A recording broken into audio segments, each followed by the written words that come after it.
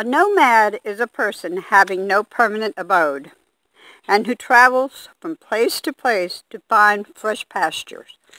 That's me. That's my story. That's my nomadic way. Good morning, everyone. It is like right now 59 degrees in here, and it was like 53, I believe it was, earlier this morning. So I guess it is warming up, but that does not help the chill. It is pretty chilly. I let the babies out, and they did their business, but I brought them back in. I will feed them later, and hopefully the sun will peek out for a little while.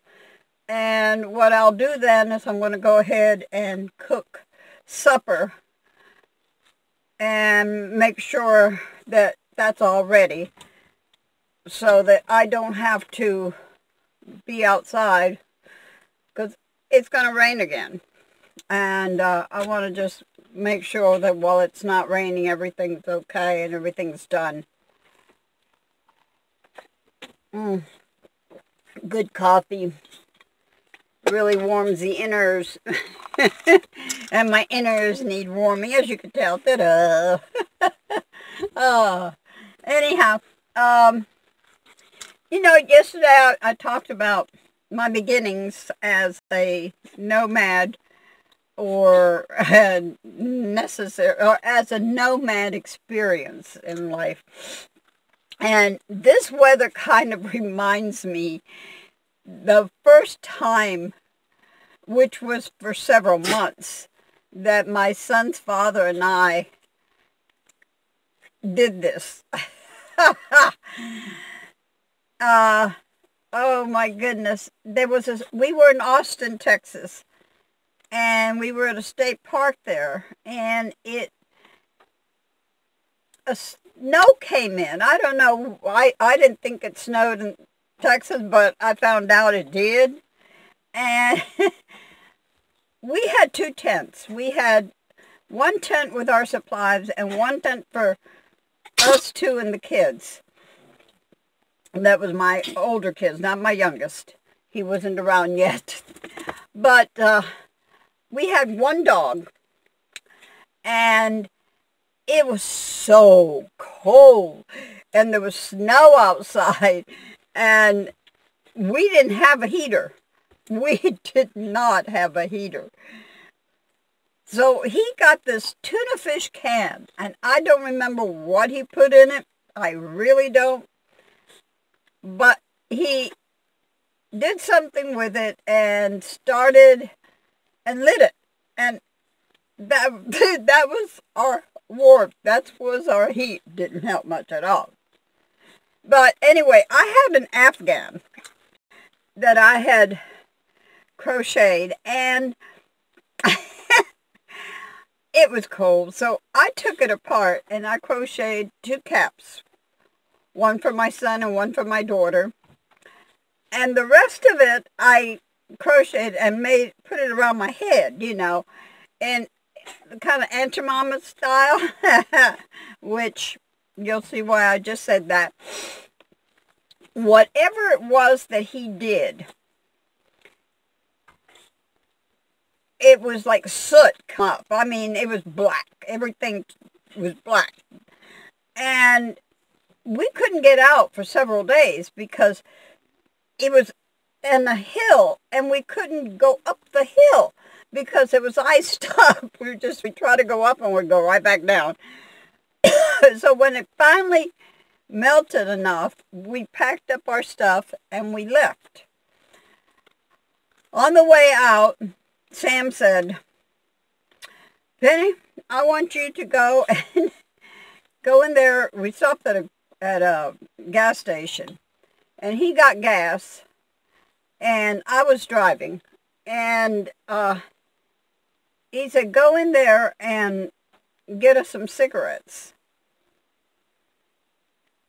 Okay, so I pulled down the visor and looked in the mirror, And my face was black. I mean, my face, I didn't realize how black my face was with shirt. Oh, my God. I looked at it and said, I don't think so. His wasn't, mine was. I had that Afghan around my head. And I just looked at him. I said, I don't think I'm going in there like this because I do look like Aunt Jemima. And he's like, what? I said, I look like Aunt Jemima. I said, they're going to laugh at me. You know, I look so ridiculous. Not that Aunt Jemima looked ridiculous because I think she's beautiful. She is. I loved Aunt Jemima. I loved the pictures they had of her, you know. And I love Aunt Jemima syrup. But, oh my God, I could not believe how, I mean, when I went like that, it was, you could see the white underneath all that black soot. Oh, those are my life experiences, I tell you. We had a rough time, but you know what's funny? I think back, and those rough times, in many ways, was one, a lesson, and two, it wasn't as bad as I thought it was at the time.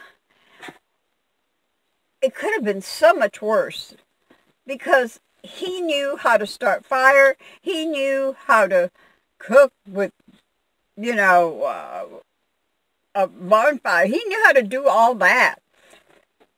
So I learned a lot from it. The campsite, thank goodness, well, the original one, the state park there, it was, they did have bathrooms, but after that I had to learn how to squat and go in nature. Wow. That was an experience. But no, I laugh at it. I laugh at it now because it is funny. Sometimes our worst experiences could be the greatest laugh we have as time goes on. Not at the time, but as time goes on. And you look back, and the lessons that I learned, because we had to keep warm, and I had to keep my children warm. I wasn't that worried about me, but my children. The dog was, oh my God. We had blankets, and the dog would get in the blankets and roll in it and pull the blankets off of us. All night long, we're pulling the blankets off the dog, and the dog's taking it off of us. He wanted to stay warm, too. I can't remember the dog's name.